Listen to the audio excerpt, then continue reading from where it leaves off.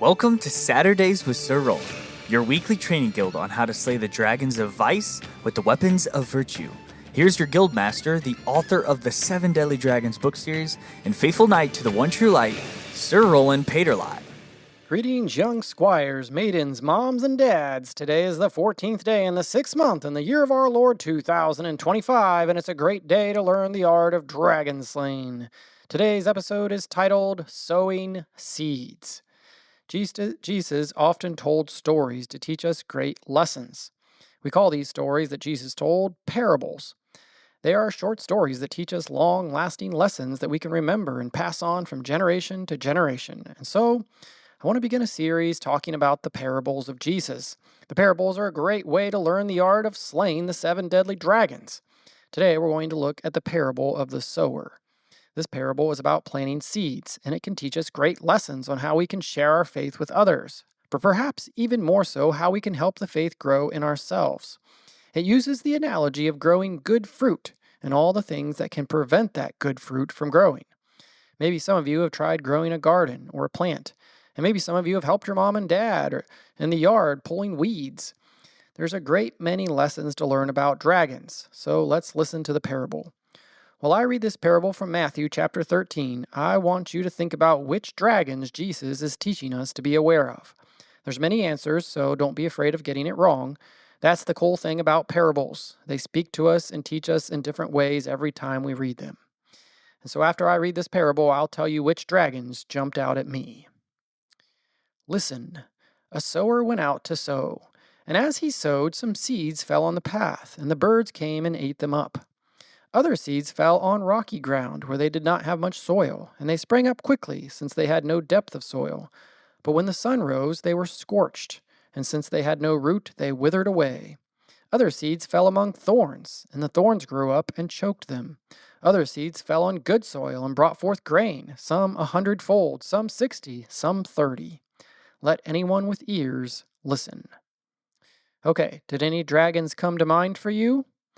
Jesus gives us 3 different situations or obstacles that can ruin the seed, and the seed represents our faith. From those 3 obstacles, I saw the red dragon of pride, the orange dragon of envy, the yellow dragon of sloth, the green dragon of greed, the blue dragon of wrath, the indigo dragon of gluttony, and the violet dragon of lust. Oh wait, that's all 7 deadly dragons. Well, the nice thing about this parable, and the reason I wanted to start with this one, is that it is one of the only parables that Jesus actually explains the parable to us. So let's see if we can find each dragon in Jesus' explanation. He said, "Hear then the parable of the sower. When anyone hears the word of the kingdom and does not understand it, the evil one comes and snatches away what is sown in the heart. This is what's sown on the path." Okay, this first situation is about just throwing seed on the ground. I just tried to plant some grass seed at our house, and I failed at first. It's harder than it looks. I'm bad at reading directions sometimes, which comes from the red dragon of pride. I thought I could do it my way, just like the enemy which Jesus referred to. The enemy is Satan, and Satan's sin was pride. The directions on the seed bag say you can't just throw grass seed on bare, hard soil and leave it exposed. You have to till the soil before putting down seed. Then you have to keep it moist and cover it with straw or something to protect the seed from predators.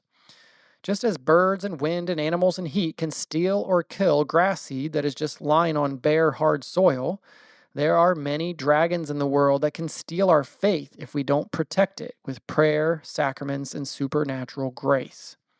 So let's move on to the next situation that Jesus explains. He said, "As for what was sown on rocky ground, this is the one who hears the word and immediately receives it with joy. Yet such a person has no root, but endures only for a while, and when trouble or persecution arises on account of the word, that person immediately falls away." The rocky ground brings to mind to me the yellow dragon of sloth. Being a faithful Catholic Christian is hard, and Jesus said it would be. From the beginning of the story, ever since the fall of Adam and Eve, God said that we would work the land with toil and heartache, and from beads of sweat will bring forth bread. God told us that dragons now wander the earth. They're everywhere, and it will be a battle for us to grow our faith and share it with others. There's going to be persecution, in sickness and rough times in our lives. It's easy to get excited about dragon slaying at first when everything looks fun and exciting, but dragon slaying takes hard work. The yellow dragon of sloth tempts us to be spiritually lazy and give up when things are hard. Imagine planting grass seed and never watering it, or trying to plant it on rocks. The seed will never grow. That's kind of like when we say we're Christians and we believe in Jesus, but we never open our Bibles or go to Mass or pray or study the Catechism. Our faith can't grow if we don't give it good soil and work hard to water it and help it grow. Now let's move on to the final obstacle that Jesus describes. He said, "As for what was sown among thorns, this is the one who hears the word, but the cares of the world and the lure of wealth choke the word, and it yields nothing." For me, the thorns represent all 5 of the other dragons and how they distract us from our mission. The cares of the world can represent the orange dragon of envy, when we're so concerned about comparing ourselves to others that we get distracted from how God our Father loves us and wants us to use our unique gifts. It can also represent the blue dragon of wrath and how our anger at others steals our peace and joy and chokes out our faith in God. Or the pleasures of gluttony and lust and how they can consume and choke out our desires for heaven.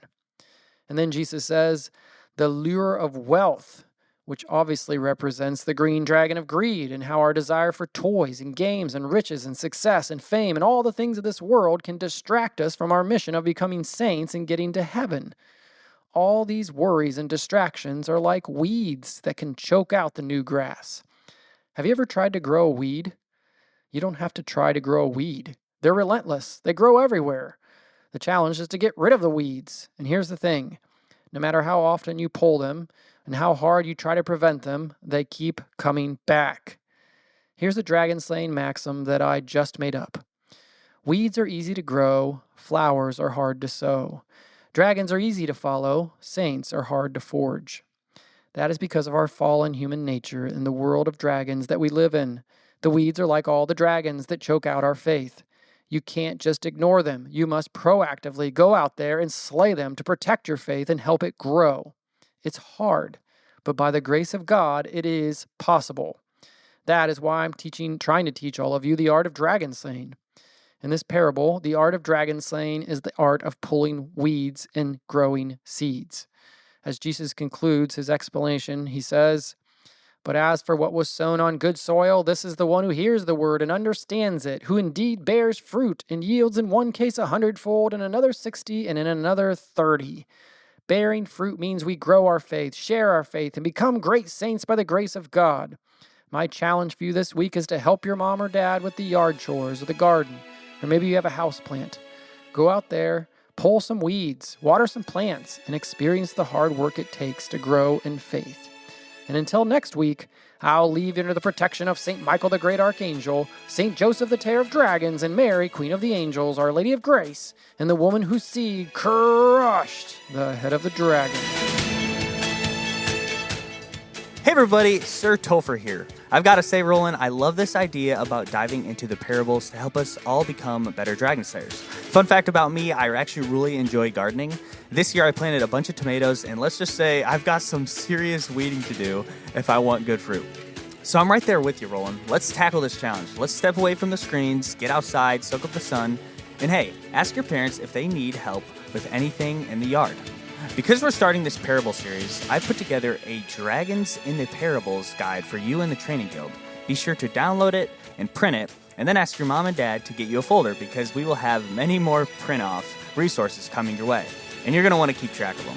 Don't forget to like, subscribe, and share the podcast so you don't miss out on any other episodes. And until next week, stay holy and slay dragons.